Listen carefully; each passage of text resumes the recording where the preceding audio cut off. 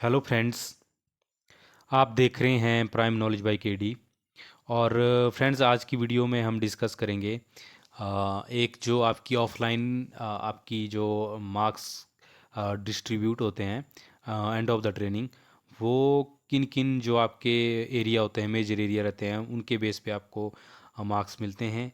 बाकी और जनरल सी बातें हम डिस्कस करेंगे कि क्या, क्योंकि मैं देख पा रहा हूँ कि काफ़ी बच्चे जो हैं वो मतलब वर्क प्रेशर से सेटिस्फाई नहीं है कि इतना वर्क प्रेशर रहता है।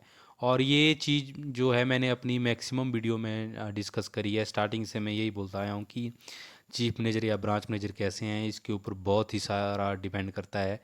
सारा अप्रेंटिस बोलें या पूरा जो स्टाफ रहता है वो कैसे वर्क करता है। और वो इस चीज़ के ऊपर बड़ा डिपेंड करता है कि जो चीफ मैनेजर है और ब्रांच मैनेजर है वो कैसे हैं।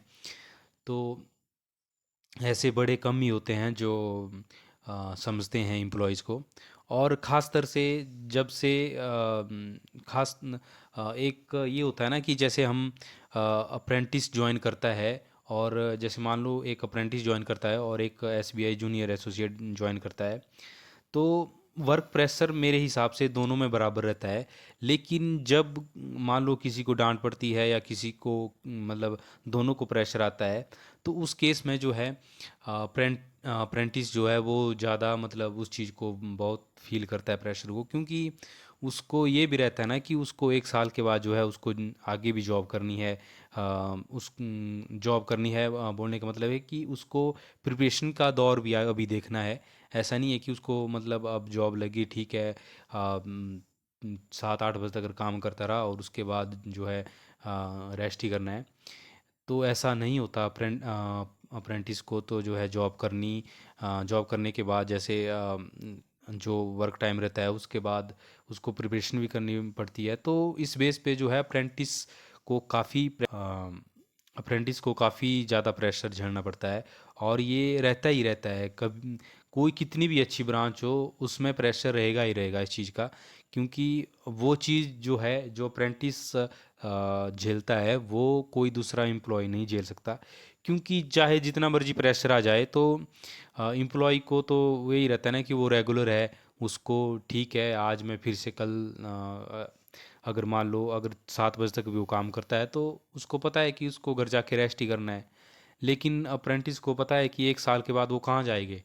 जैसे मान लो 8-9 बजे अगर काम करता है तो उसको पता है कि इस काम से उसको टेंशन नहीं रहेगी कि कैसे वो ओवरकम कर पाएगा प्रिपरेशन, प्रिपरेशन कैसे कर पाएगा, टाइम को कैसे वो अ, मतलब हैंडल करे या मैनिपुलेट करे कि प्रिपरेशन में कैसे लगाएं।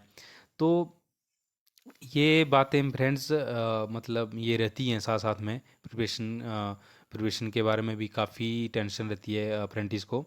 लेकिन उससे पहले फ्रेंड्स, जैसे कि आप देख पा रहे हैं कि ये मैंने जो चैनल है, व्हाट्सएप चैनल है, उसका उसके ऊपर भी शेयर करी थी ये वाली पिक। व्हाट्सएप का भी टेलीग्राम का भी थोड़ा सा ऐसा ही चल रहा है आजकल, क्योंकि बोल रहे हैं कि टेलीग्राम बैन हो जाएगा ये वो। तो उसी चक्कर में जैसे पहले व्हाट्सएप ग्रुप बनाया तो व्हाट्सएप ग्रुप में कैंडिडेट्स बोल रहे थे कि उसमें फ़ोन कॉन्टैक्ट्स नंबर का इशू है, लेकिन मुझे नहीं लगता कि आज के टाइम में इतना किसी को टाइम होगा कि वो किसी को परेशान करें। फिर भी मुझे लगा कि नहीं, अगर सही बोल रहे हैं तो व्हाट्सएप चैनल ही बनाते हैं। लेकिन फ्रेंड्स, व्हाट्सएप चैनल में ऐसा है कि आप पीडीएफ शेयर नहीं कर सकते उसमें। तो ये मुझे उसकी एक ड्रॉबैक लगा, वहाँ पे पीडीएफ आप शेयर नहीं कर सकते। व्हाट्सएप ग्रुप में आप नॉर्मली जैसा कि टेलीग्राम हमारा ग्रुप है वैसा ही रहता है, बस उसमें ये है कि वो शो हो जाते हैं। उसका भी मैं देख रहा हूँ कि उसका क्या कुछ रहेगा, अगर कुछ मिल जाए कि शो ना हो पाए तो उसका भी देखेंगे। तो अगर कल को मैं व्हाट्सएप ग्रुप बनाऊंगा तो देख लेना अगर आपने ज्वाइन करना होगा। क्योंकि चैट तो मैं उसमें भी ऑफ ही रखूँगा, अननेसेसरी चैट उसमें नहीं रहेगी। क्योंकि व्हाट्सएप जो होता है ना, एक हमारा देखा जाए तो एक क्लोज़ वो रहता है, सोशल मीडिया रहता है, उसमें हम अपने क्लोज़ फ्रेंड से ही बात करना, क्लोज़ जो मेंबर रहते हैं या अपने फ्रेंड्स रहते हैं या रिलेटिव रहते हैं उनसे ही बात करना पसंद करते हैं। तो अगर व्हाट्सएप को भी हम टेलीग्राम जैसा बना दें तो वो फिर सही नहीं रहेगा। तो अगर व्हाट्सएप ग्रुप मैं बनाता हूँ तो उसमें मैं चैट ऑफ ही रखूँगा। और देखते हैं फ़िलहाल क्या बनता है। लेकिन ये जो मार्क्स थे, जैसे कि इसका भी एक बड़ा फ़नी किस्सा है। तो जैसा कि आप देख पा रहे हैं इसमें ये जो मार्क्स लिखे हुए इन्होंने, तो ये इन्होंने मॉड्यूल्स दे रखे हैं। यहाँ पे आप देख पा रहे हैं 7 मॉड्यूल्स दे रखे हैं और हर एक मॉड्यूल्स का इन्होंने कोड और मैक्सिमम मार्क्स दे रखे हैं। तो जैसा कि एंड ऑफ द, जैसे कि आप डेट देख पा रहे हैं, 9 दिसंबर को जो है ये फॉर्मेट आया था और उन्होंने बोला था कि शायद आरबीओ वालों ने बोला था कि एलएचओ से आया था कि इसको जो है हमें मेल करना है। तो मैंने इसका प्रिंट निकाला और सर के पास चला गया, हम जो हमारे चीफ मैनेजर थे। मैं कहा सर ये फॉर्मेट आया है और हमें बोला है कि इसमें आपको जो आपके मैनेजर हैं उन वो आपको नहीं, उन्होंने बोला कि तो क्या करना है। तो मैंने बोला सर आपको मार्क्स देने हैं इसमें। तो उन्होंने बोला कि तो दे दो मार्क्स। तो मैं हंसने लग लग पड़ा कि मार्क्स तो सर आपको देने हैं। तो उन्होंने बोला कि जो तुझे लगता है वो मार्क्स दे दे। तो मैं क्या सर, मैं तो कैंडिडेट हूँ, कैंडिडेट तो चाहेगा कि फुल मार्क्स दे, तो बोला फुल ही दे दे। तो फिर उन्होंने मार्क्स दिए और जैसे कि आप देख पा रहे हैं मार्क्स उन्होंने दिए, मैंने दिए या उन्होंने दिए एक ही बात है। लेकिन ये रहता है जैसे कि आप देख पा रहे हैं, अ, ये जो भी था इसमें इन्होंने बताया है कि मॉड्यूल बताए इन्होंने, आप देख लीजिएगा। जैसे कि मेंटेन डाटा इंटीग्रिटी है, प्रोवाइड सर्विस टू कस्टमर है, maintain A healthy safe and secure working environment है, या जो भी है टेली कॉलिंग प्रोसेस। तो ये रहता है, तो इसका ये 350 में से रहते हैं। और जो एक एग्ज़ाम रहता है एंड ऑफ द ट्रेनिंग, वो भी जो है इसके सिमिलर, पता नहीं अब वो कंपेयर करते हैं इनका कि जो आप मार्क्स प्रैक्टिकली इन्होंने दिए हैं और जो आपका ऑनलाइन एग्ज़ाम रहता है उसमें उसको कंपेयर करके देते हैं या क्या करते हैं, वो तो उन्होंने कुछ बताया नहीं। इंटरनली होता है ये काम, लेकिन ये रहता है। और इसमें जो है ये फिर मेल करनी पड़ती है आपको, शायद एलएचओ करनी पड़ती है या आरबीओ करनी पड़ती है, इसमें से आरबीओ करनी पड़ती है शायद। और फिर उसके बाद जो है इसके बाद एक ये शायद ये 9 तारीख, हाँ ये 9 तारीख को, जैसे कि आप देख पा रहे हैं डेट, 9 तारीख को, 9 दिसंबर को हमारे से लिया गया था। और 24 के आसपास जो थी, 24 या 27 दिसंबर के आसपास हमारा एग्ज़ाम हुआ था, ऑनलाइन जो एग्ज़ाम था, एंड जो लास्ट मंथ था। तो ऐसा रहता है फ्रेंड्स।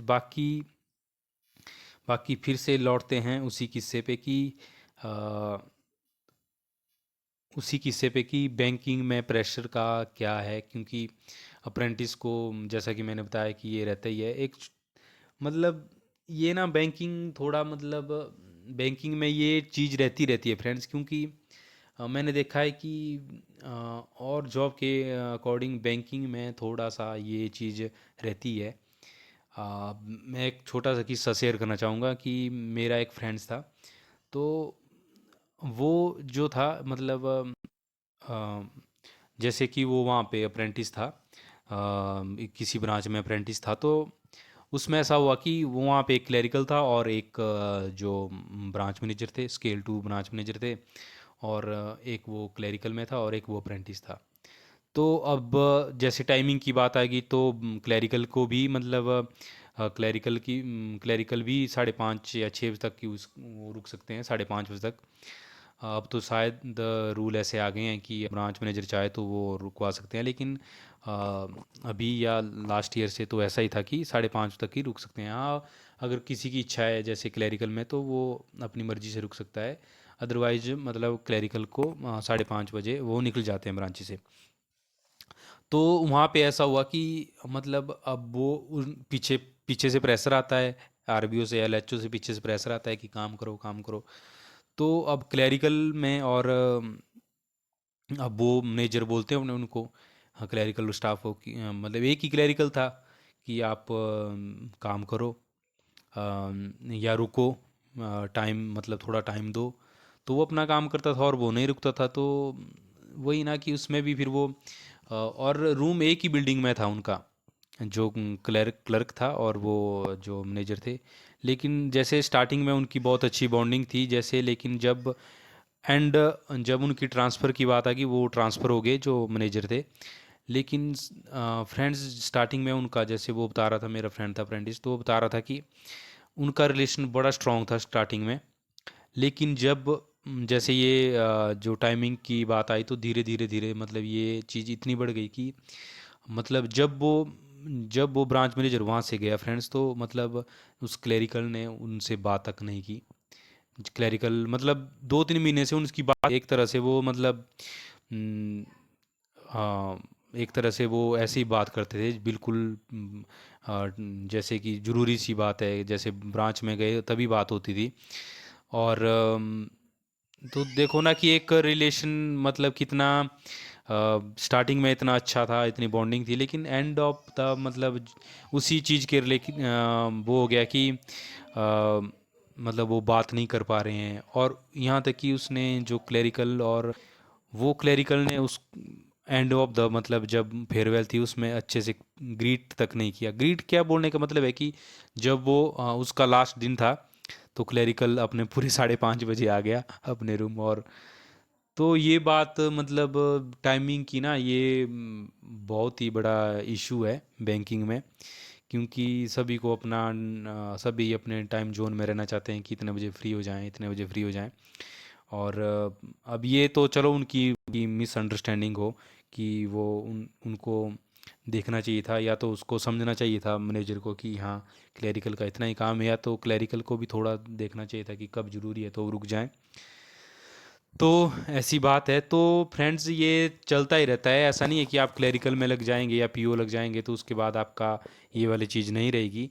ये चीज़ रहेगी रहेगी फ्रेंड्स बैंकिंग में। और यही एक छोटा सा किस्सा था जो मुझे शेयर करना था। बाकी हाँ, बाकी फ्रेंड्स जो भी आपके इशू रहते हैं, आपको लगता है कि किसी को लगता है कि नहीं मेरी जो प्रिपरेशन है वो बाधित हो रही है, या मतलब अ, एक बीच में जो बारकेड आ रहा है जो फ्रेंडशिप की वजह से, तो अगर आपको लगता है कि मैं इससे रिजाइन देना चाहता हूँ तो वो आपका सही डिसीजन है। मैं ऐसा नहीं बोल रहा हूँ, क्योंकि मेन बात तो आपकी रेगुलर जॉब की है ना। तो आप अगर आपको लगता है कि आपका जो खर्चा है वो हो जा रहा है, हो सकता है, तो आप क्विट कर सकते हैं, ऐसी कोई बड़ी बात नहीं है। तो ये थी आज की वीडियो। वीडियो कैसी लगी, वीडियो को लाइक करना, शेयर करना, और अगर चैनल पर नए हो फ्रेंड्स तो चैनल को ज़रूर सब्सक्राइब करना। Thank you so much.